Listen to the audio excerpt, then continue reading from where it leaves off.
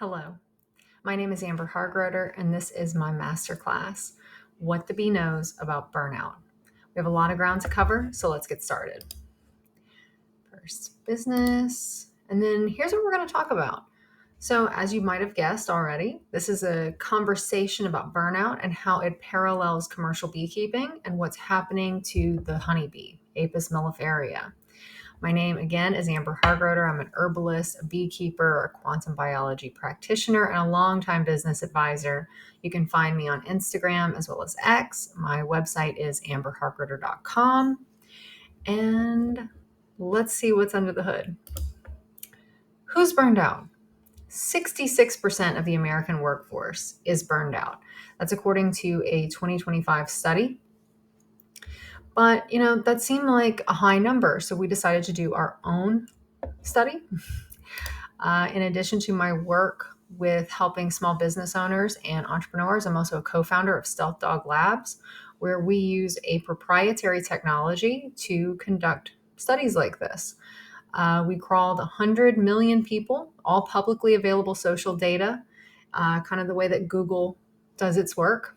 Then we used a algorithm we created, informed by 150 years of research on language psychology to measure and score burnout. So this was a very large study that we did very quickly thanks to machine learning. And here are the results. Who's burned out? Again, 100 million people were studied for their burnout scores. And these are the core mindsets. This is the people at their subconscious level. The people that you see have the highest burnout scores, results, empathy, systems builders. Those are our really big thinkers in our society. For example, results would be someone like Jamie Dimon at JP Morgan Chase or Elon Musk.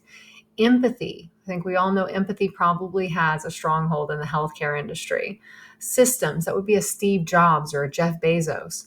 Those people in the corporate structure, if they're not running the show, kind of like Elon or Jeff Bezos, they get burned out because they don't have autonomy to make decisions. They're not allowed to be themselves. So this was not surprising. You'll see at the top, opportunistic, disciplined, and expert. Those people are considered first tier thinkers, not second tier thinkers. They're a little bit more simplistic in their thinking, and they're not as burned out. So what does that mean exactly? Well, when it comes to burnout, there's levels. I think we all know this in one way or another. Like, you don't start at suicidal. You start with, man, I'm really tired. And then, it kind of builds from there until finally you're like, what is the meaning of all of this?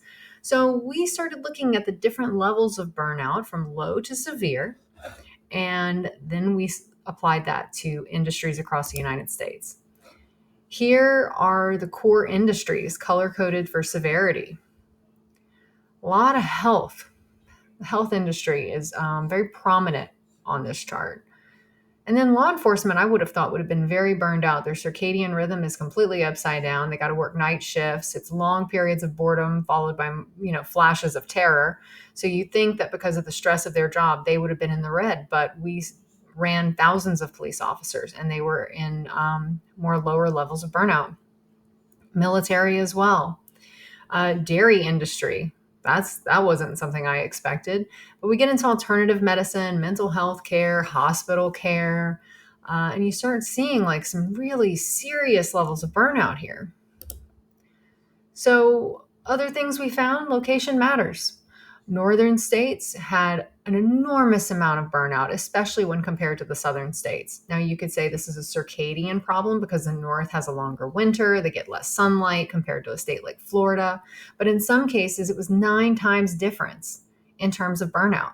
Now, this could be, political leaning, could be contributing to burnout. It could be, like I said, climate. It could be different jobs that they have in different states, but your location does matter in terms of your burnout. It was about 50-50 split between the sexes, but it is leaning a little bit more female. And then in terms of the job, your role matters. The higher the level of responsibility, the higher your levels of burnout or your risk to burnout. And then finally, mindset matters. So again, we're going back to the subconscious level of how you make decisions, who you are at the core level. Empathetic people, just for an example, empathetic people are almost twice as likely to experience burnout compared to someone who's a disciplined thinker. Now, discipline is someone kind of like they're a rule follower. They need a playbook. They need to know what are the steps I need to take to achieve something. An empathetic person is like, how can I help another individual?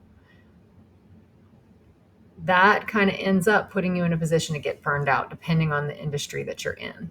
Curiously enough, healthcare industry has a lot of people who are both empathetic and disciplined. So, riddle me that.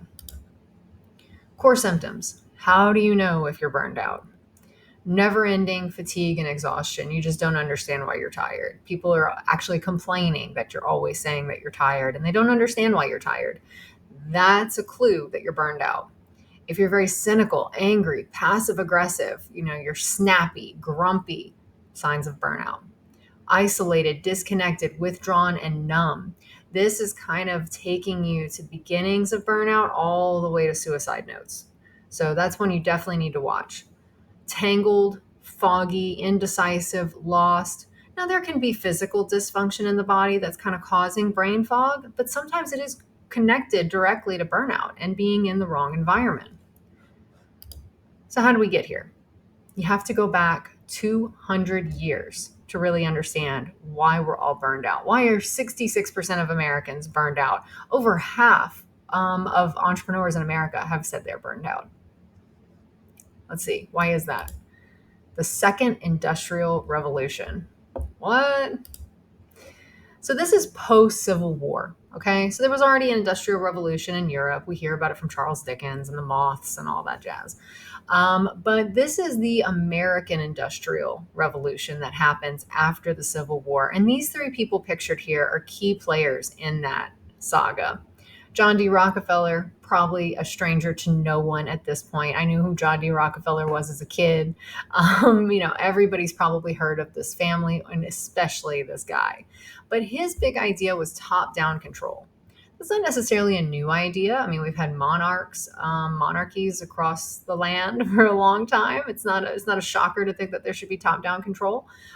Even tribes have chiefs. But this was taking it into an industrial setting where no one else has autonomy, no one else can make decisions. It's just the guy at the top. So that's an important part of this puzzle. Frederick J. Kelly, you've maybe never heard of. He was the inventor of the multiple choice test, and he's considered the father of standardized testing. So the SAT, for example, if you hate those types of tests, you have Kelly to blame for it. But, Kelly did recant making the multiple choice test because it was meant to be a short term solution to a very specific problem. Basically, children were considered to be taking the jobs from adults. So they were kicking the kids out of the factories and letting the adults go work there. And they also had this huge surge of immigration at the time. And so they needed to see who would be a good factory worker very quickly. And so the multiple choice test was invented from that. And Kelly called it the test of lower order thinking for the lower orders. So, do you consider yourself a lower order thinker? Think about results, empathy, systems thinkers, really big second tier thinkers. They're not multiple choice people. So that test contributes to their being burned out and misunderstood within the education system. Finally, we have Henry Ford. Everybody knows Henry Ford. You can have it in any color as long as it's black. But what Henry Ford really revolutionized was the idea of interchangeable parts. He was building efficient systems, and it's an idea that still kind of affects companies today. And why we have innovation being squashed is because we want to squeeze those ratios. We want to cut costs, increase efficiency, just get the profits, no matter how you get there. But the danger of that is that we started looking at humans as interchangeable parts. And especially in a factory worker setting, that becomes true because you just need someone to put the lid on the toothpaste tube. So people became interchangeable and they're all uniform thanks to the multiple choice test. And they're all listening to a higher power, which would be John D. Rockefeller's idea. These ideas form the framework for everything we know today: education, especially public school, medicine. We know Rockefeller had his hands all up in there, business, and power, and it's burning us out. What does this have to do with bees, though, right? This is a presentation about bees. Meet the Langstroth hive. Okay, you've probably seen these driving along the highway. You see these mysterious white boxes hanging out under a tree or something or in the sun. These are beehives. And it's not the Langstroth hive itself is not the problem. It's how it's being used. So you could consider it the HR of the bee world. It's kind of a filing cabinet for bees. Even people who are bee-centric beekeepers use these hives. Europeans use these hives. The Langstroth hive is a European hive. It was meant to increase efficiency.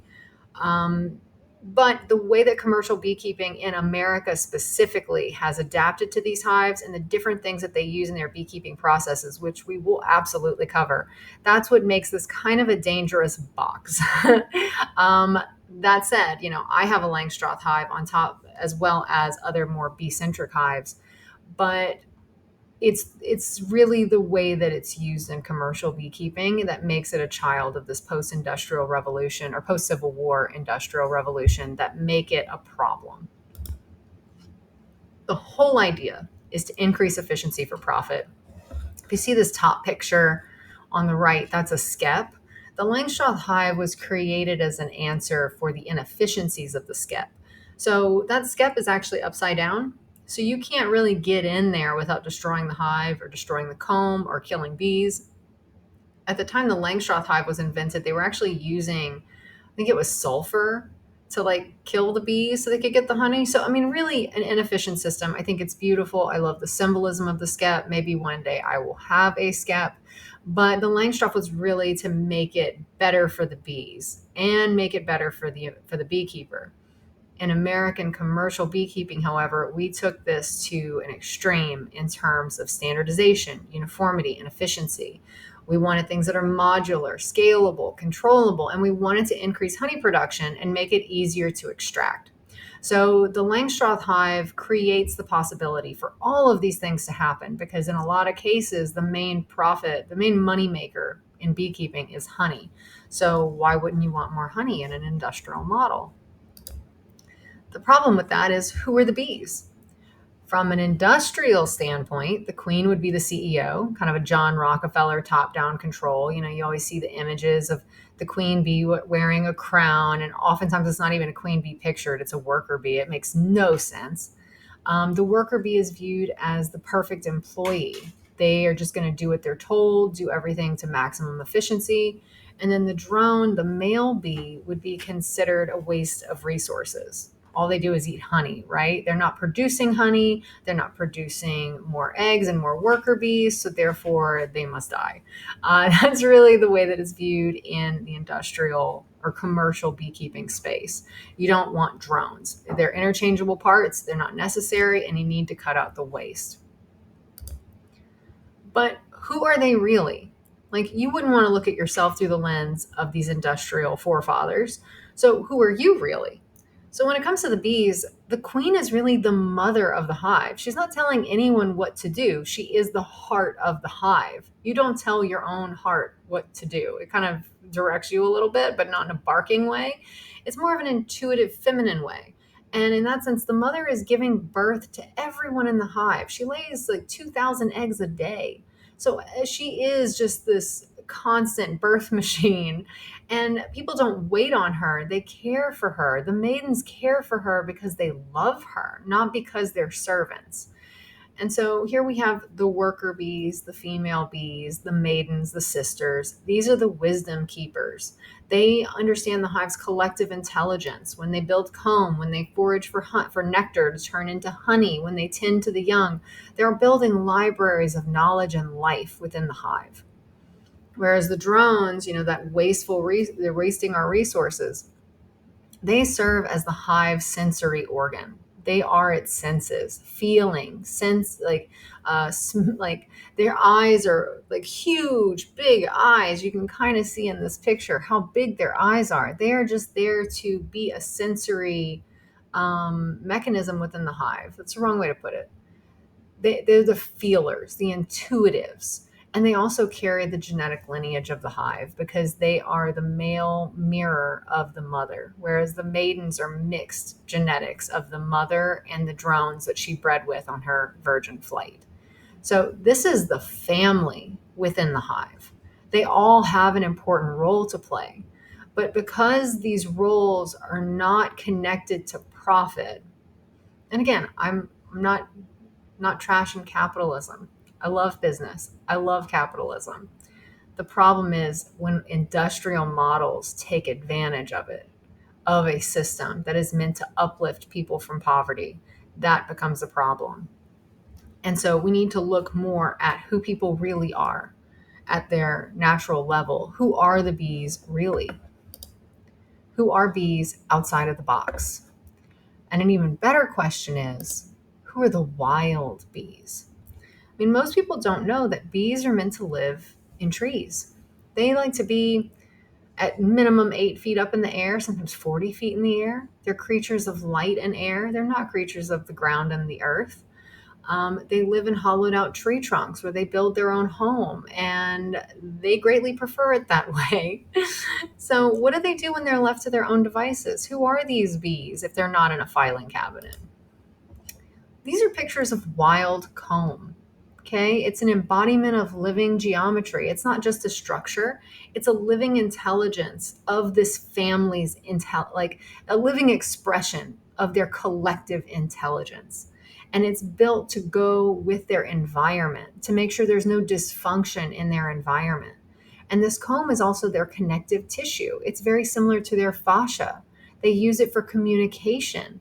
They can tell from vibration on the comb where their mother is at any point in time, the scent of the comb, where is the mother?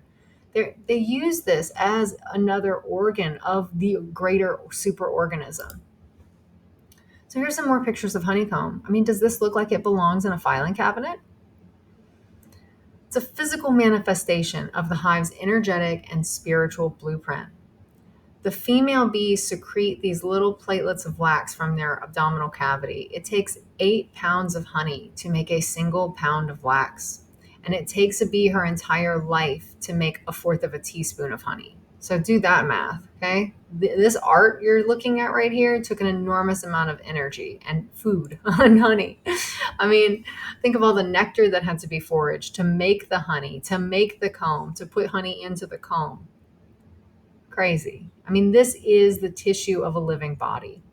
And the shape, direction, and spacing all respond to the light, heat, humidity of the environment and the health of the overall hive. Even if they are put into a box and they're given the freedom and space, they will transform any container into the design that suits them.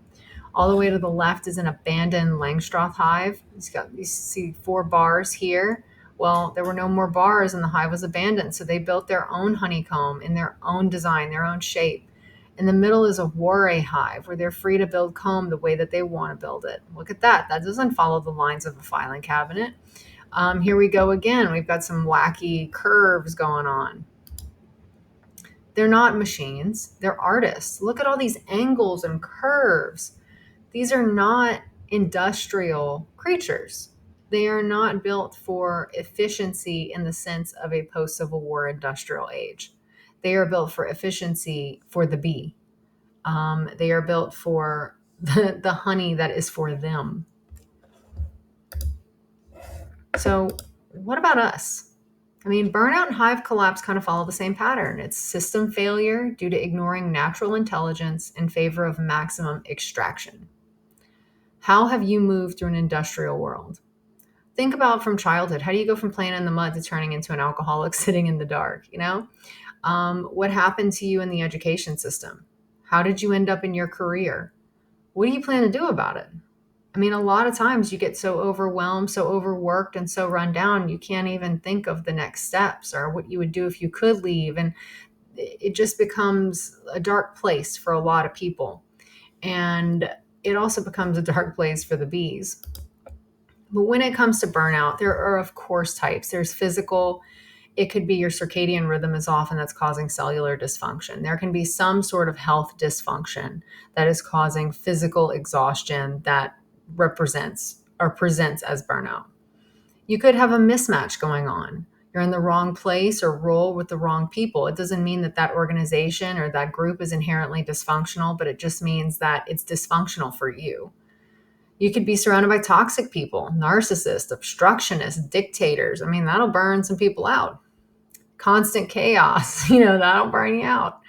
And then there's personal types of burnout. Like if you have a self martyr complex, you might overextend yourself to be nice. If you're a firstborn or firstborn daughter, like myself, that might be something you need to watch for, that you overextend yourself to please other people.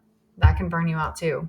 And that's also true for people like caregivers, when you don't really have a choice, like your parents are dying or your loved one is dying or you have a sick kid. Like you don't get to be first because there's someone else who has to be first. And those periods of caregiving can go on for a really long time, and we have to run on fumes for an extended period of time. And then it's very hard to bounce back from that. And I've personally experienced it. So I definitely have a great deal of empathy for that situation. But if you're burned out and you're overextended, what is the one thing that might save you? Is it alcohol? Is it weed?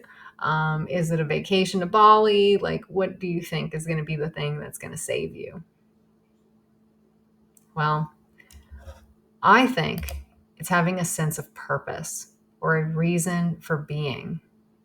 The queen here in the center, you can see all the maiden bees are looking at her.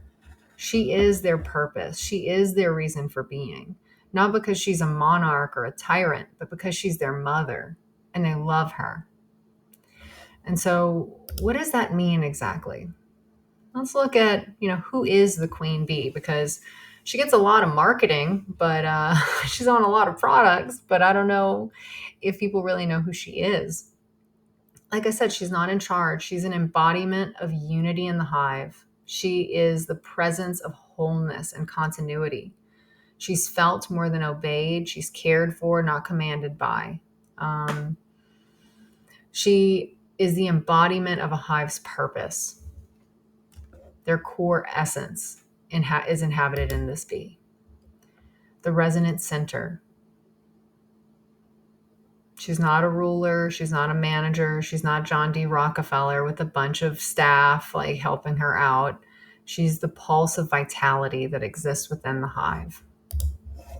I think that's a beautiful thing. And it kind of connects us to like, what is our purpose? What is our resonant center? What makes us feel unified within ourselves? But what happens to the queen in conventional beekeeping? Well, and this is not, it's not true of everyone, but these are things that are happening in conventional beekeeping. She's marked. Sometimes her wings are clipped and mutilated to prevent her from leaving the hive. She's considered an interchangeable commodity, kind of like a Henry Ford widget. She's often artificially inseminated. They'll squish drones to death to get their semen and then artificially inseminate her to make like a GMO queen bee or GMO baby bees for different reasons. They're often reared in mass queen factories. So the magic of the queen bee and the power that she holds on to is completely removed from the hive. And when she's considered to be no longer productive, she's squished to death. And replaced by another queen who's not the mother of the hive. And that causes a lot of dysfunction within the hive itself. But does this sound familiar at all to you? Have you felt that your purpose has been squashed because of the education system, the career you chose, the people you're around? I mean, this is we're talking about corporate culture now, but these are queens in cages ready to be shipped to hives. We kind of have some things in common with the queen bee, because in corporate culture, we're hired and trained for performance or just to fill a gap. Often you're onboarded quickly and then culture shocked. I know I had that experience at a company that I joined. Then you're judged by KPIs, your hours logged, there's all kinds of productivity dashboards, and then you're trapped. You could be trapped in a cubicle in a physical office, or, I've had experiences where I'm trapped on Google Meets back to back to back to back all day long. I mean, that's a different type of entrapment. And everything is metrics driven as opposed to, how closer did we get to being purposeful? And in those types of situations, you can't admit that you're burned out because they're just going to replace you as quickly as possible. You're going to be cast aside. And that's really hard for a lot of people who've put a lot of time and effort and investment into their career. But the fact is, if you're denied rest, reflection, purpose, disconnected from meaning, you're going to burn out. If you don't have autonomy, if innovation or good ideas are constantly squashed, you're going to burn out. And, if your performance starts dipping because you can only hold on for so long, once that burnout gets into like the really severe stages, you're just going to get laid off, sidelined, or isolated. You're interchangeable with somebody else. So you get pushed out. And if you're in a situation where you're a caged person who's in an interchangeable part of a bigger machine, there's no harmony there. So, I mean, that's the question. Does your career give you purpose? Do you feel a sense of harmony in your life right now? Maybe it's because you are in a corporate position. Maybe it's because you have your own business and you're kind of feeling like run off your feet at the same time. Like it could be true for entrepreneurs to feel the ways that we've just discussed. And they are technically their own boss. So, how does that happen? But there's a really big question here. How many businesses have a clear sense of purpose? Like the one that comes to the top of mind for me is Patagonia. They have a clear sense of purpose. But I mean, how many other businesses have that, you think? Well, McKinsey and Company did a study and they discovered it was 6 to 9% have a purpose. They have a true queen or a true essence that's bringing harmony and unity within their organization. If we're really being generous, it might get up to 12%, and that's based on our research, but that would be the maximum, and that's being very kind. So, what happens when you don't have a sense of purpose? What happens when you're not part of that 6 to 9%? You have dysfunction. Okay. Any of this sound familiar? Micromanagement, unrealistic workloads. There is no mission, constant change and lack of direction that's just driving you to the brink of your sand, to the edges of sanity. You feel completely invisible, that nothing that you do matters. You could have toxic coworkers or toxic managers that bully you, trap you, rule you through fear. I mean, go watch Glitter and Greed, the Lisa Frank story. I mean, that's pretty prominent in that company. In terms of wellness, there's a lot of these shallow mental health efforts, and it just builds resentment because it doesn't get to the root of the problem. And it just feels like they're throwing donuts and yoga mats at you. And really, the problem is dysfunction within the organization and the people who are running it. So, no happy hour is going to fix that. And then finally, what if you are treated like you're in a machine and you are a machine? No empathy, emotion, or human understanding. It's like suck it up, get it done. Take the Adderall, use the nicotine patch, whatever you got to do, like chew the nicotine, like just get this done. Burn the candle at both ends. I don't care if you break. It's a surefire way to burn somebody out. And so what happens is we start to be like, I got to get out of here. I got to get out of here. This is going to kill me. But a desire to avoid dysfunction is not the same as having purpose. A purpose is something much deeper. And so for any organization or any individual, purpose is your guiding light, right? Well, what we do with my business and also with Stealth Dog Labs is something called the Ikigai process. It's from Japan, thus the word Ikigai, which means reason for being. And what we do when we do the Ikigai process, which is part of the hive check that I do for small business owners, freelancers, health practitioners, is we want to figure out this intersection of what the world needs, like really needs, not what you think it needs, what you're good at. Even better is what you're great at, what you're passionate about, like the thing that you can do and just lose track of time, the thing that you love to talk about if anyone ever gives you an opportunity to talk about it, what you're really passionate about. Those three things intersect into a brand purpose. And that's really the queen of your hive, your reason for being. And that's something that we help you uncover. But surprisingly, I mean, even major corporations, only 6 to 9% do this exercise or have an idea of this intersection. And small businesses, it's really hard because we get pulled in a bunch of different directions. There's a lot of noise out there. Who do I listen to? What do I do? And it gets to be like, well, what can I do? And then you just throw spaghetti at the wall and hope something sticks. It's much better to do this type of process and get to your brand purpose as a guiding light. Okay? Because the next thing is if you're going to have your own business or you're going to start your own company, you're going to, abandon the corporate world once and for all. That purpose is basically the queen of your hive. And when bees no longer fit in their environment that they're in, The queen will take half of the hive and leave.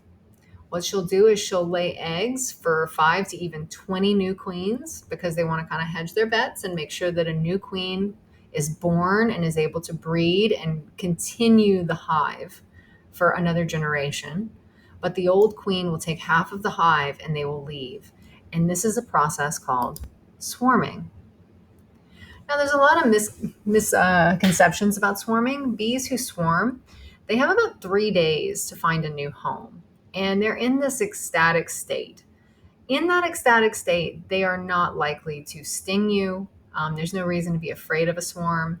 However, if they seem very agitated, it's because they're running out of food. They have food stored in their bodies for about 3 days. And when they get really agitated and really anxious, that's when you kind of want to stay away from a swarm. But an early swarm, which you'll see them in the spring, they're in such a happy place to be starting over and being reborn that they're very safe to be around. So there's no need to fear a swarm. It is a personal rebirth. It's a form of renewal for the superorganism of the hive. They break away from the old to start again and give birth to something new. And it's what a healthy bee colony does to reproduce, kind of like cells splitting. It does that. It's going to form a new entity. It's not a sign of failure. It's actually a sign of great abundance that these bees are able to live in their collective wisdom and do what nature tells them to do. But the problem with swarming is that in an industrial model, it's not allowed, right? So, swarm stoppers. In commercial beekeeping, they don't want swarms. If you lose your bees, you lose your honey, which means you lose your profit. And it's really hard to catch a swarm. If your hive splits, they might go really early in the morning and you completely miss that other part of the hive. So, letting them do their natural process can be expensive if you're running a bee business. Let's just look at some of that real quick. So these are queen cells. You'll see them on the bottom of the comb. This comb is upside down. So what commercial beekeepers will do, and there's a lot of reasons why they might kill a queen. For instance, if she's very aggressive, she'll have aggressive children. So they might kill a queen and replace her. Maybe your queen dies of natural causes and it was a surprise and they didn't have a queen. And so you can buy a queen as an emergency to kind of fill the gaps. In healthy hives, they'll form their own emergency queen if need be. But there's different reasons why a queen would die or would need to be replaced. I think it's horrible when they just kill a queen because they need a new queen every year. That to me is problematic. But another reason why they do this is to prevent the hive from swarming. It's another reason why queens often have their wings clipped so they can't leave, because if the queen can't leave, the hive won't leave. They can't leave without their purpose, without their mother. Some commercial beekeepers will force a split and provide a foreign queen to the half of the hive. There's lots of things that go on in order to prevent them from reproducing as a superorganism. Other aspects is they'll reconfigure the hive. They'll move frames around to confuse the bees because they're like, what happened? I mean, imagine if someone just opened you up and moved all your organs around. I think you'd be confused internally for quite some time. So they can't swarm because they're confused. They might manipulate the temperature. So they're like, oh, we can't leave because the temperature is not right. And so this constant manipulation is something that makes me really think about the corporate world, because there's a lot of manipulation that goes into play to keep you in your seat. So one of the worst, or one of the first ones anyway, are corporate mind games. We're a family. Don't abandon the team. There's nothing better out there. You won't make it on your own. And you're only as valuable as long as you're producing. So you might as well go if you're burned out because we can't use you. But that's the problem with basing your identity on a job. Other thing, I mean, this chick just looks like such an HR rep to me. But golden handcuffs, do you want to lose your stock that we gave you when we hired you? Do you want to lose bonuses? Do you want to lose all of the stuff that you've earned? What are you going to do if we take away all your monopoly money? There might be high salaries and then you're living in a very expensive city. So it's very hard for you to kind of cut the cord and go on your own because it's so expensive. And then there might be some other benefits, like you could lose your health care, retirement matching, and other perks that make exiting feel very risky. And those are serious concerns, right? Like you don't want to lose your health care. What if there's an accident? What if you get sick? What if you're already sick? Burnout does tend to pair with illness, especially if you've been pushing yourself too hard for too long. So these are other reasons why you might just stay in a job that you hate because you've got all this invested into it. Workload saturation. They might keep you so overwhelmed you don't have time to apply to other jobs. You're just hoping something falls in your lap because you're too tired to figure it out. And then maybe time off is discouraged or penalized, making reflection impossible. I mean, I found that any company that offers unlimited vacation, that means you never get a vacation. So, if you're overwhelmed with work, you'll never get out of the maze and see what's really happening to you. It can be very much a boiling frog situation. They might undermine your confidence, over time, especially if you've got really toxic people around you, narcissists, obstructionists, dictators, any types of red flag people. They might make you doubt yourself that you're not good enough for somewhere else. You might as well stay where you are because it's not going to be any different anywhere else. If you think you're a piece of shit, why would you think you're going to be suddenly magical in another location? Right? So you don't even apply anywhere else. You just accept your punishment as it is. Narrative control. If you see people leaving the organization and they talk about them behind their back after they've left, like, oh, they couldn't cut it. Oh, they were weak. They weren't a team player. That's something that keeps people in toxic relationships all the time. Like, what are people going to think? What are they going to say behind my back? What's going to happen? And that keeps you in your seat too. And loyalty means staying. And this is kind of a problem, especially if you have a discipline mindset, even though they don't have a lot of burnout for just that mindset. If you're disciplined, you're going to think I need to stay because I'm loyal. I don't want to rock the boat. I want to be part of the team. And if you're on the wrong team and you're with the wrong people, that's going to have an effect on your holistic health. And the other issue with this narrative control is it makes you wonder whether you're the problem instead of everybody else. Are you crazy? Are they crazy? Like, who's crazy? It's really hard to tell. And it's really difficult to get objective advice on this. And then finally, there might not be a visible exit path. If you can't take a sabbatical, if there's no flexible transitions, if they penalize you for wanting to leave, then, it's really hard to get out. And if you don't have a support system outside of work, if you don't have friends or family that are like, dude, you need to get the hell out of there, it becomes even harder to get out. I mean, take your paycheck, suck it up, make that money. Like, these are the words that you hear a lot. And it makes it that much easier to be stuck because you're like, what if this is all I'm ever going to get? And it's these things also. It's not just corporations that do this. This is toxic relationships, bad marriages, like the guilt factor, the money factor. All these things keep us in dysfunctional environments, and that affects our holistic health. It affects our ability to do work that's meaningful to us, and it certainly makes us burned out. So let's say you overcome all of these things we just talked about and you want to swarm anyway. What the hell does that mean? Well, when you're going to get ready to swarm, bees will put the queen on a diet. They want to make sure she's kind of lean because she's got a fly and she's really big. She's like 2-3 times the size of the average bee in terms of like the females. The female bees need honey savings. That's going to stay. They have 2 stomachs. They have a honey crop and then they have a stomach for digestion. So they have like a little saddlebag in their gut that just holds food or nectar. And then they have another stomach for digestion. But those reserves are only going to last about 3 days. So you got to find a new home quick. And then, there could be bad weather. They could have hive exhaustion. They could die. They could fall prey to raccoons. Lots of things can happen.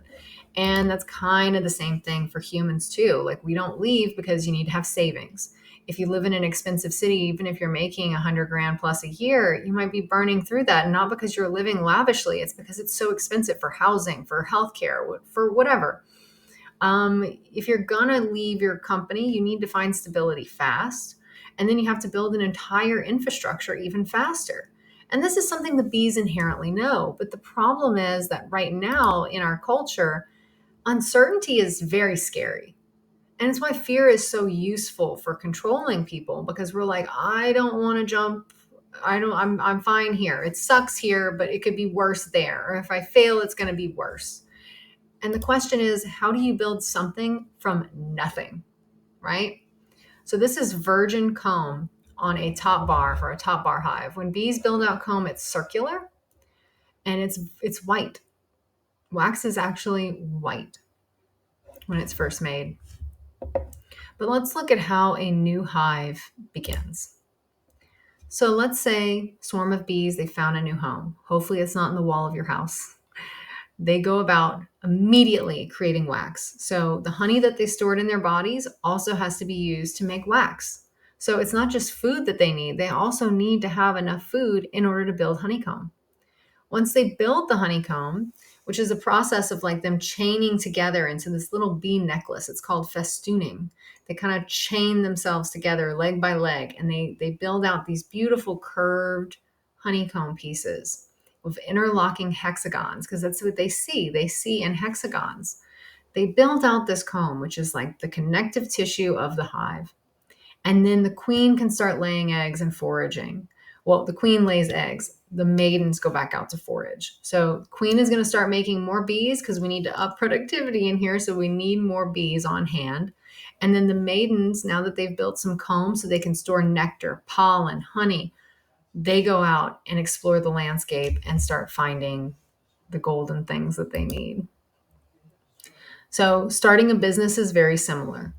Now, that can get very complicated, so we're just going to do a quick little cheat sheet on this topic. We've already talked extensively about purpose. You need to understand, why am I doing this? Why does this business exist? Why me? Why am I passionate about this? That's number one. Number two, you need to find your A plus, your ideal customers. Who are the people who really get you, who really want what you're offering? The people who light you up, like you want to talk to them. What's your vision for the future? And how does it align with the A plus customers' vision for the future? What relationships do you need to get this done? I mean, I think that's a really beautiful way to look at your relationship with your customers. It's not that you just want their money in exchange for a good or service, it's that you're in relationship with them. So who do you want to be in relationship with? This goes double for your vendors, for the people you collaborate with. You don't want to be in a relationship, if you're highly empathetic, you don't want to be in a relationship with a narcissist. You don't want to be married to a narcissist. You don't want to be married to a dictator who thinks they're the authority on everything when they're not. You don't want that in a vendor relationship either, or a business partner. You don't want that. So you got to be clear. Next thing is, what are you focusing on? What's your signal to noise ratio? What is the signal that is what you're going to follow, and all the noise you're going to ignore? Like everything on X, you're going to ignore. Everything on Instagram, you're going to ignore. What is true to you and true to your business? Your messaging. What are you going to say? Who needs to hear it? Where do they hang out? Those are important questions to ask. The experience, not so much your resume, but the experience of making a sale. For the customer, when they go to purchase something, what is that experience like? And on the back end for yourself, what is that experience like for making a sale and making profit? How are you making sure that these processes work without any friction? Boundaries. How are you going to protect your energy? If you get a bad client, how do you fire them? Where are you going to say no? If someone's like, I need to talk to you and it's 9:00 at night, what are your plans for that? If you find yourself with a business partner who's taking advantage of you, how do you protect yourself? Those are also questions. I mean, for all the goodness of having a business, you also need to think about the negatives. What are the boundaries you're going to place on yourself? Like, no, I'm not working on my website till 1:00 in the morning. That kind of thing. Those are definitely things you need to think about. How are you measuring your business? Big part is, how do you know what's working versus what's not working? Are you tracking how you get subscribers? Are you tracking who purchases? Are you tracking when they purchase? If they don't purchase, like if you don't have any customers and you don't have any money coming in, how are you measuring the success of your messaging? Measurement's important, because if you don't have measurement, you're not learning anything. If everything's chaos and vague, you can't learn specifics about your business. And that's really important for evaluating your progress. And then you need to accept that this is an iterative process. You're going to start out, if it's your first business ever, you're just starting out, it's not going to be the business that you end up with 3, 5, 10 years down the road. You're going to get to more subtle levels of who you are, what you're offering, and who your customer is the more that you do it. So in the startup world, it's called the build, measure, feedback loop. So you build something, you measure it, you get feedback, you learn from it, and you do it again. You just keep going around this circle. So rinse and repeat. So you're constantly looking for clarity. You want everything to be deeply meaningful and direct. But the problem is it's very difficult for many of us to get there. And if you've never had a business before and you've always been in the corporate world or you're just coming out of your education system, it's really hard to do this and build something from nothing. And so what do you do? That's when we start reaching for templates and guides and buying online courses and watching YouTube videos and asking friends, what do you do? We're looking for a template. And the problem with templates is they also exist in the bee world. So this is one of my big, I don't know, something I really hate about the Langstroth hive. Bee-centric beekeepers will let bees in a Langstroth hive build down their own comb as they would in nature, right? Commercial beekeepers, they don't want you to spend that much energy building out your own comb. So they put plastic foundation in these frames. So the filing cabinets have foundational comb. Why is that a problem? Well, it's a rigid sheet of plastics, first of all. If bees are using the comb as a communication medium and it's all about vibration on the comb, well, once you put plastic in the middle of it, that's going to affect the vibration. So the bees can't communicate effectively. That's a problem. And whoever controls communication wins. So if no one's communicating, you have dysfunction. The other issue is that these plastic foundations come pre-molded with hexagonal cells, and it's supposed to guide the bees in building uniform comb. Unfortunately, bees do not build uniform comb in the hive. There are lots of different sizes of honeycomb or hexagons within the hive. A female bee is born in one size of hexagon. A male bee is born in a bigger cell. A queen bee has her own little peanut-shaped comb that we've already seen. And then honey, yeah, that could get a little bit more uniform for efficiency. But what this plastic foundation does is it only lets the bees go to certain like standards. It's all interchangeable, uniform, like hexagons. And it's just meant for, we just want honey. We don't want males who are bigger. We don't want you to make queens. We just want you to make honey. And so it's dictating cell size to dictate behavior. Social credit score of the bees. Other problems with plastic foundation. It's actually really beneficial for the bees to secrete their own wax. And, yes, they are still secreting wax on top of this plastic foundation, but it's beneficial for them to be able to build their own comb in terms of not having the guide. So there's that. If you want it straight, you can put a little sliver of plastic at the top to try to guide them. But, again, if it's fixed, it denies freedom. We want that variety. We want them to have the freedom to make the comb that they see fit for their environment within reason, because again, you got to do checks and you are in the honey business if you're using this particular system. But the thing that's really interesting about the plastic foundation and why it's so hard for people to abandon it is because it makes it easier to extract honey with a centrifuge. That's when you see people put the frames in this big cylinder and they spin it. So they spin out all the honey. They use a hot knife to cut the capping off, and then they spin out the honey from the cells.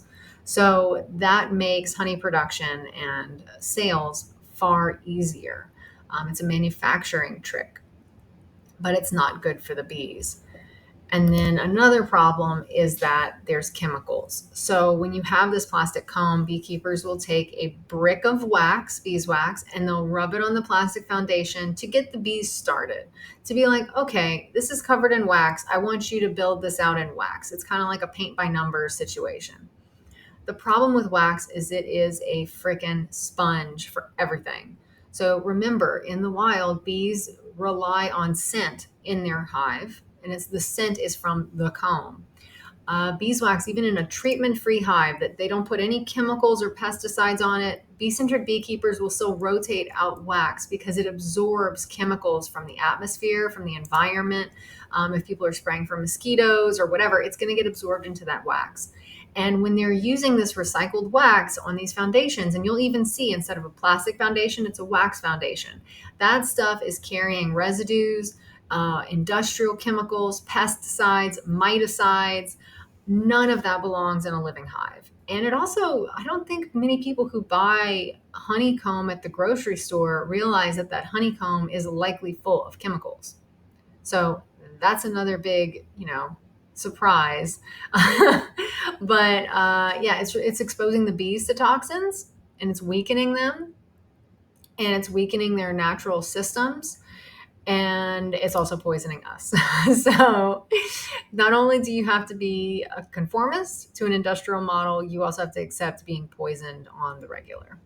Great. What's the business equivalent? Now, I don't think a lot of people are poisoning you, but this corporate process is still kind of leaking into entrepreneurship. So, I've gone into a lot of companies to advise on, increasing sales, removing friction and dysfunction. And no one has ever been like, here's our process. Can we make it better? They're like, here's our process.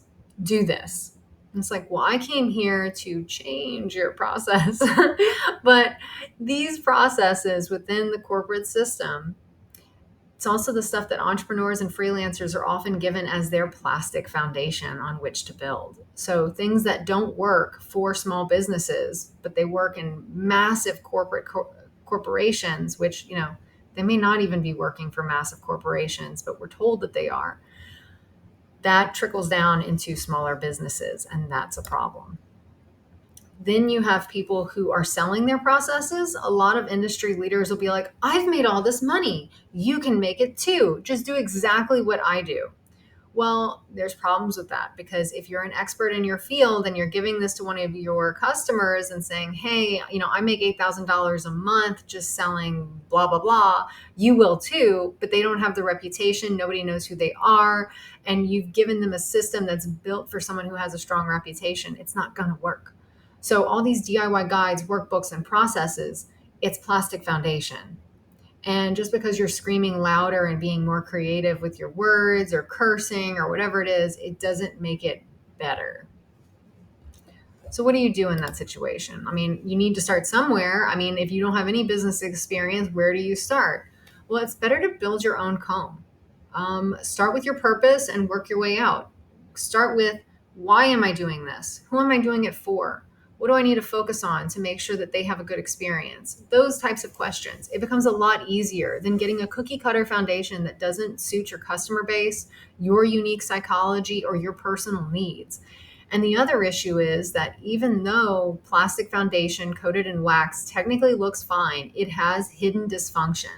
And that is the same for a business model that you buy online, or for a brand identity or a brand identity process you buy that's not true to your psychology. It's going to have hidden dysfunction, and you're going to spend all this money and you're going to build all these systems and you're going to apply it. And then like a year down the road, you're going to be like, shit, this doesn't work for me. So what do? You need to take sovereignty over your business and your own brand purpose. Because whatever you buy from someone else, as tempting as it is, and look, I have done this so many times, and this is why I know it's never going to be true to you. And so you're going to end up doing it your own way anyway. So, you can go out and get these templates and learn from them, but eventually you're going to come to a way of being that is just authentic to yourself, hopefully. And that's going to increase your sales with authenticity. People want to know what you're passionate about. They want to know who you are. If you take someone else's process or you try to body snatch someone else's business, it will never be true to you. So it will just sound like words as opposed to purpose. So let's assume you've built your own hive. You know your purpose. You've released yourself from the past. You've left that corporate job, or you're going to start from scratch with your new business, whatever it is, you're swarming. You're generating your own honeycomb, meaning that you're building a business that's unique to you and what you want to do. And now what do? Well, for the bees, time to make honey. I mean, look how beautiful that is. Who doesn't want honey? Honey is food for the bees. It is their nourishment. It's their food. It's insulation for them in the winter. It's a library of knowledge about their environment. It holds the vibration of the hive. So when you eat a spoonful of honey, if you're eating that honey and it's from like a bee slavery operation, like in the almond fields with commercial hives, you're eating misery. You're eating the vibration of unhappiness and confusion and chaos. When you eat honey from a bee-centric hive where bees are allowed to be themselves, you're eating harmony, love, the song of the hive. Which would you rather eat, right? So, yeah, not all honey is created equal, which I think a lot of people, they're like, oh, it's all raw. Oh, it's all pure honey, right? Not really. So for us, what's our honey? You know, I've given lots of talks on how honey kind of mirrors the structured water in our body at the cellular level. So our honey is kind of our vibration, our confidence, our sense of meaning and accomplishment. It's our vitality. That's who we are. You know, how confident are you in yourself? Not arrogant, but like happy with yourself. It is a reflection of our inner and outer harmony with the world. These are the things that truly nourish a person inside and out. But whether we're talking about bees or humans, how is honey made? Well, for the bees, it's created through devotional labor and collective intelligence. So this goes back to relationship and passion and love for something and purpose. Lots of buzzwords here. These are very important though. So when a maiden bee goes out, she's foraging with purpose. She's in a resonant relationship with the land. She knows all the minerals on the landscape. She follows the sun. She speaks with the flowers through light and vibration. And she only visits flowers when they're at their peak nectar flow. She doesn't want to go to flowers that are weak or sickly. She's going to the healthiest flowers that have the most to offer. And it's a reciprocal exchange. We know bees are pollinators because they move from plant to plant, and they're monogamous when they're foraging. So if they're foraging on a rosemary plant, they'll only go to rosemary plants for that point in time because they're not going to mix and match pollen of rosemary with yarrow or something. But when a bee goes to the flower to get nectar and like rolls up in the petals of the flower and goes deep inside the flower to get the nectar, she's covering her body with pollen. When she pushes down to her legs, and it looks like she's wearing these like parachute pants, but those are the golden coins of pollen that hold minerals from the landscape, and they're going to ferment that and make it bee bread to feed the babies.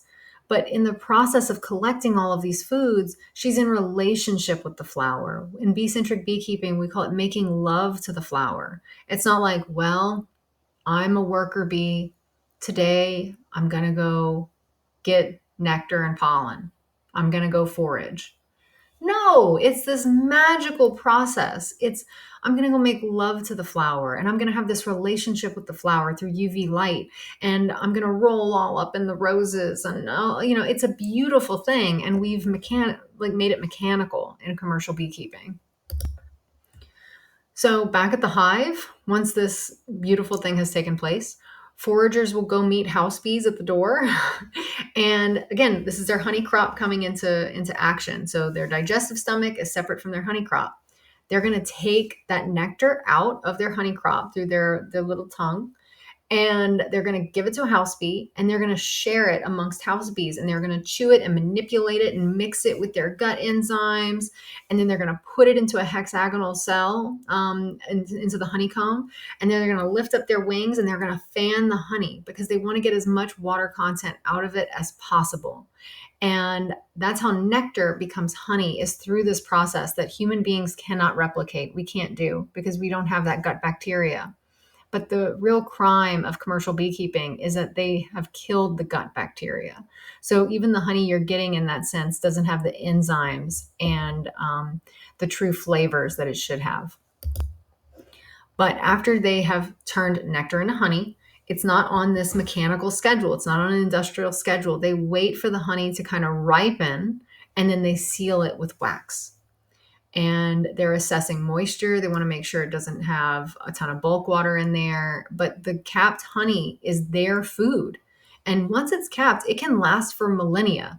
Like honey, once it's reached that point in the process, even if we uncap it and we put it in a jar, you could technically eat the honey from King Tutankhamun's tomb, the Egyptian pharaoh from 3,000 years ago.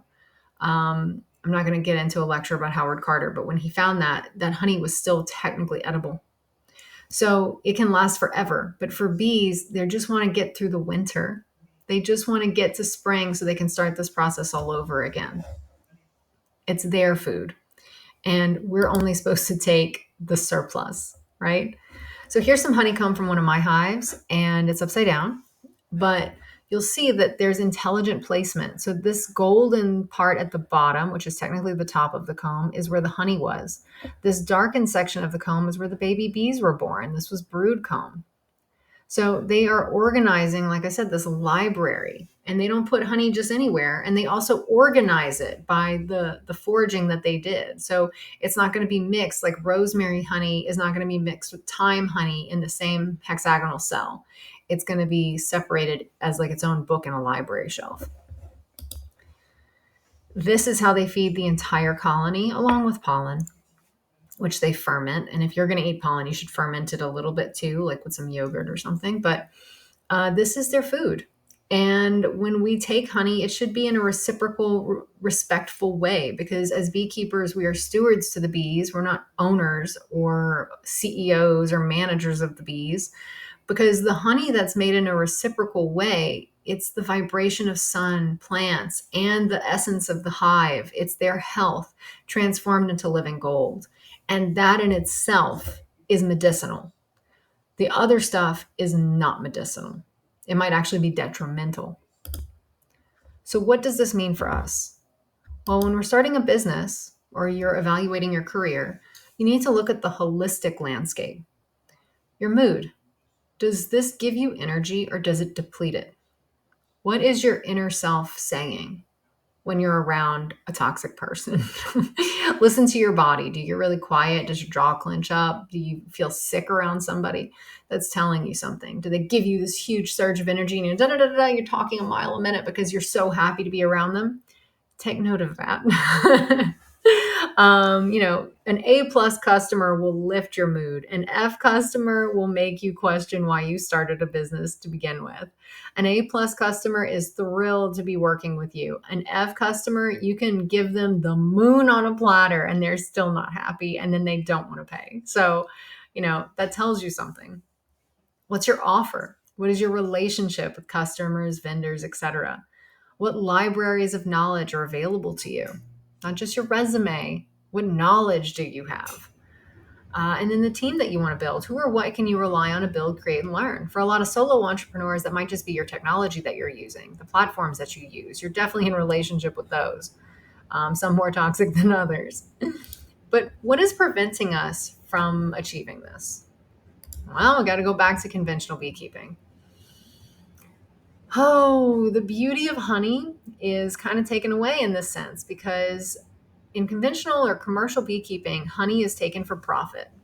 And then the bees are given sugar syrup in exchange. So, sugar syrup is made with white sugar and water, probably tap water, which is full of chemicals and pharmaceuticals and all kinds of nasty, gnarly things that I don't even think humans should be drinking tap water. It's traumatized water. It is not healthy. So now we have white sugar, which bees would not typically eat, being mixed with tap water, and that's their only food. And if they want to eat some nectar, they're only pollinating monocrops in a lot of these cases. So it's just almonds. I mean, do you want to eat almonds every day for months at a time? And that's your only food is almonds or sugar water. That sounds like a really shitty diet. But the honey is taken for profit and they have nothing else to consume. So they're starving to death, and this is all that they get. Now, to be fair, there is a little asterisk to this. In the north, honey will freeze or bees can't access it. Bees come from the Mediterranean region and Africa. They don't come from Wisconsin. So if they live in the north or in Canada, for example, some beekeepers will do fondant feedings. Sometimes a sugar syrup might be the only thing available. One of the reasons why beekeepers say not to feed bees honey or honey syrup, so you can mix spring water with a honey tea, like Spikenard Farms in Virginia does, and mix that with honey. They'll say, well, it's going to give them foul brood, which no hive wants. But I know lots of people who feed honey. I feed honey, and I've never had a case of foul brood. But Sugar syrup is typically what bees are doing, beekeepers are feeding their bees. And unfortunately, this has crossed over into hobbyist beekeeping. So a lot of people who are like, I want to save the bees, I'm going to keep some bees, they are doing sugar feedings and taking the honey instead of leaving the honey for bees to eat as their own food. And if you're worried about foul brood, just don't harvest all of their honey. And if you're going to take honey out of the hive, keep a frame in case you need to feed them. Like that should be common sense. So here we have this horrible industrial picture of bee feed. I mean, do you see a freaking flower anywhere in this picture? I mean, this is like depressing as all get up. But in conventional beekeeping, again, these bees are starving. They're desperate for nourishment. They're not getting to make love to the flower. It's bee slavery. I mean, it is what it is. And what happens is when they feed all this sugar, there's going to be this surge in egg laying from the queen because she's on a sugar high. But what happens when your sugar high ends? You crash. And that's what's happening here. Corporate world is no different. So to address burnout, we've got free gym memberships and yoga, free snacks, catered lunches. We've got happy hours with well vodka, got meditation apps and wellness stipends, to be progressive and make sure we're helping everybody with their mental health. There might be company retreats with toxic people you don't want to be with on a retreat. The worst is improv classes, which I did improv in Chicago for years, and I can tell you that that's not going to do anything for a toxic work culture and for burnout in your organization. Toxic positivity, if you feel like your managers are like walking Lululemon bags, it's all sugar. It's all sugar. And you're starving for something authentic. All you get is this. And what happens when that's all you eat? You get sick, right? So are the bees getting sick? You bet they are. There's something called varroa mites. Probably heard about them. The collapse of the honeybee, it's because of the varroa mites. Well, varroa mites only thrive in a dysfunctional environment. It's kind of like the most toxic person in your organization can only exist there because the organization is dysfunctional and allows that to happen. But these mites, they feed on the bee's blood, the hemolymph. It's kind of like a mix between blood and lymph. And they reproduce inside the brood cell. So in the next picture, like trigger warning, there's a larva in case that's disturbing. But they basically weaken the bees to such a point that they all die. And you'll see here, this poor little worker bee, this varroa mite you see on her back was on her when she was a larva. And so her wings are deformed. So she'll never fly. She'll never get to forage. She'll never get to be with the flowers. She'll die in the hive. So here's our larva with mites on it. So conventional beekeeping treats the mites with chemical miticides. This creates a cycle of dependency, kind of like this toxic chemotherapy. So the bees become weaker, the mites become stronger, treatments escalate, and then the bees die, and the mites die with them. But the mites aren't thinking that far because they're opportunistic. But it's a failure to address why colonies are susceptible to these mites to begin with, because wild hives don't have these problems. European hives aren't collapsing in record numbers. Why is this happening? Could it be that we don't let them swarm? We put them in monocrop situations. We feed them sugar water with tap water. Could it be constant interference? I mean, all of these things seem pretty plausible to me. Corporate equivalent, right? Surface level solutions. We're just going to spray you down with miticides. You'll be fine. It's when management ignores a toxic work culture. It's when you don't have autonomy to make decisions. When there is no trust, you're always watching behind your back. There's no creativity. There's no motivation to do anything because everything just gets ruined. And it creates a cycle of burnout, recovery, burnout. Everybody's miserable. So then management changes a little bit and everyone's kind of like creeping out of their shell again, like it's going to be okay. And then boom, you get hit with it again and you're burned out. This is prioritizing output over human well-being. And the reality is it's bad output. It's not good output. So if there's high burnout in a work environment, the output is going to be bad. I don't care what the stock price is, but even then, if you look at the stock price, it's probably not great. So which honey do you want to consume? We've kind of already touched on this. Conventional honey. You got a weak queen. She's artificially inseminated. Her body is mutilated. She's on a plastic comb foundation that's coated with toxic wax filled with chemicals. She can only eat almonds or raspberry nectar turned into toxic honey. She's forced sugar feedings, or all the bees are forced sugar feedings. Then they endure chemical treatments that are killing them. And then they're a weakened hive, so they have a low vibration. So that on its own would not be worth consuming, right? Honey from these people, from these hives, this system is not good for you. It is not the same as other honey. It's actually bad for you. Okay. But it gets worse. According to recent reports, the vast majority of honey for sale in grocery stores has been cut with undeclared sugar syrups. And the label still says that it's pure honey, by the way. So it could have cane syrup, corn syrup, rice syrup, beet syrup. Bees didn't put that there. But because of all of these money making efforts, they're cutting it like a cocaine dealer is cutting the stash to make more money. Uh, let's see, they can also mix it with honey from places with poor regulations or ethics. How much worse could it get? Like, this is really, whoa, what are we doing here? Ultra processed, filtered, diluted, weak labeling standards. You never know. I mean, in some cases, it was 9 out of 10 honey samples were fraudulent. So, who do you know who's telling the truth? Right? And at the same time, it's your body that you're ingesting this or you're giving it to your kids. What? Wouldn't you rather bee-centric honey that's harvested only from surplus stores of the bees after they've gotten through their winter and all of their needs are met? It's raw, unfiltered, unheated. It's not cut with anything toxic or disgusting like corn syrup, for God's sakes. It has a more complex flavor. It's floral, it's enzymatic, it's vibrant. It has enzymes in it, which are good for your gut, healthy microbes, and lots of antioxidants. The other stuff is going to oxidize you, which means internal rust of your body. The good stuff fights that. Bee-centric honey also honors the bees as co-creators, not as machines. It's typically local, seasonal, small batch, regenerative, reciprocal, and observant of the bees' health and behavior. It's made with the bees, not at their expense. Okay? So, thinking about that, who do you want to become?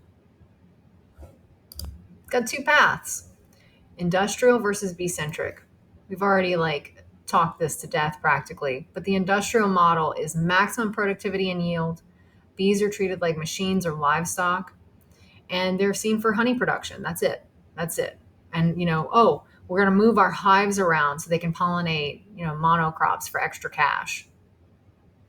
Please, if that's what you want to do, and that's why you want a bee business, please don't.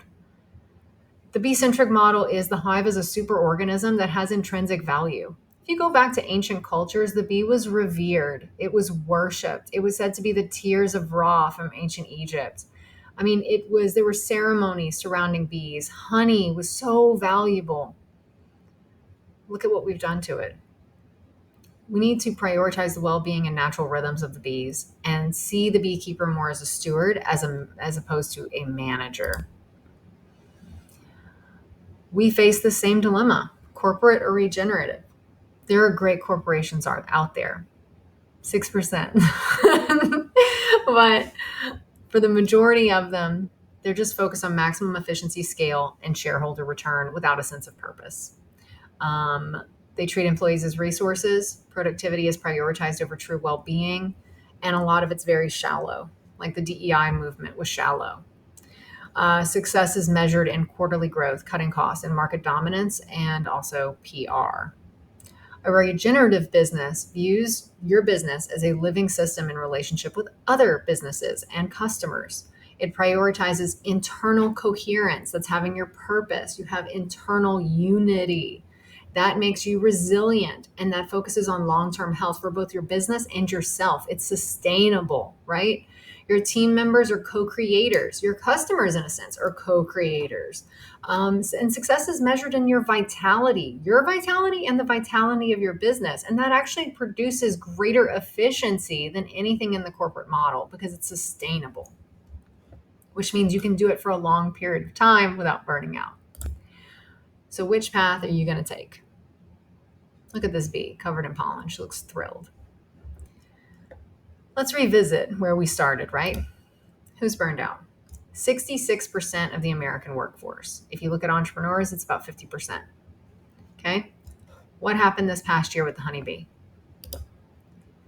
Between June 2024 and early 2025, so that winter, over 1.6 million commercial beehives collapsed.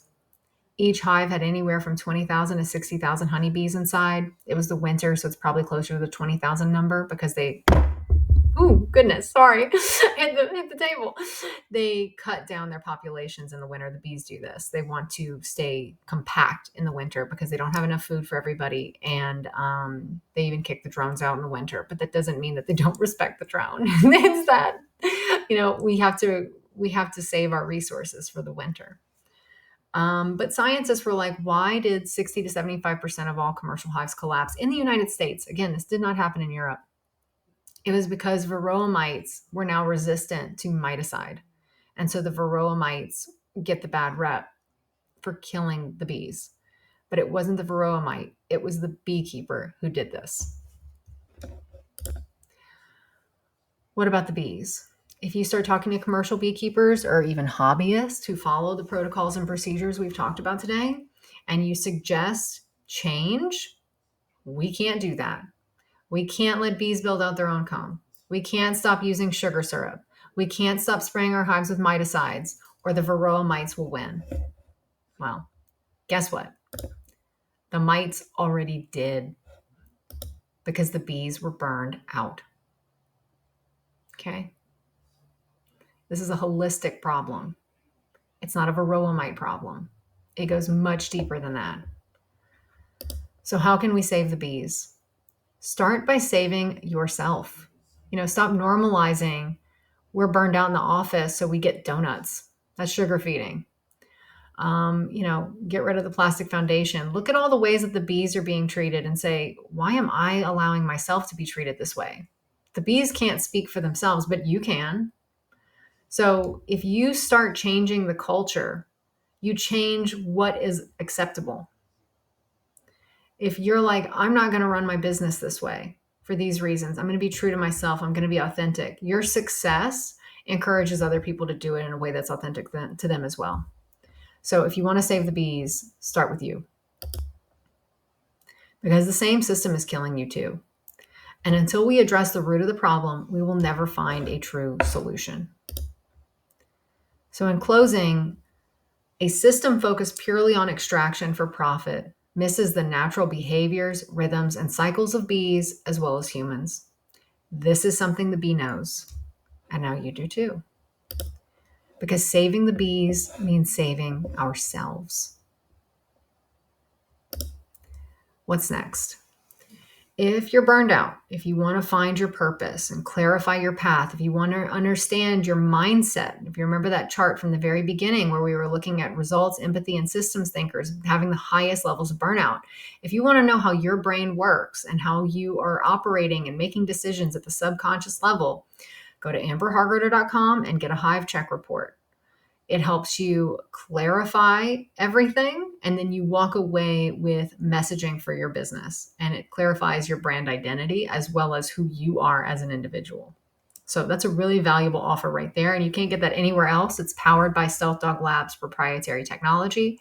So you really can't get it anywhere else. It's not astrology or human design. It's something completely new, and it's highly accurate. If you want to learn more about regenerative business practices, check out Bee Harmony Business School, where we teach people how to build sustainable business models and also regenerate their own health in the process. So it looks at the health of your business as well as the health of your body. So truly holistic offer there. But after all of this, if you're like, man, I really want to do beekeeping the right way, I would highly recommend Ariella Daly. You can find her courses on bee-centric beekeeping as well as a 10-month-long apprenticeship in bee-centric beekeeping at honeybeewild.com. She was my teacher. She's fabulous. If you're a woman, I highly recommend all of her courses. She is fabulous. I love Ariella. I would never steer you wrong. So check out those things. But with that said, thank you so much for taking this masterclass. If you want to learn more, My website is amberhargroder.com. That's where you can find the Hive Check and Bee Harmony Business School. You can find me on Instagram as well as X at Amber Hargroder. And my email, if you have any questions or concerns, is amber@lunasophiapublishing.com. If you happen to be a commercial beekeeper, please do not send me hate mail. But that is everything for today. I hope you enjoyed this masterclass, and I hope to see you again soon. Thank you so much. Bye-bye.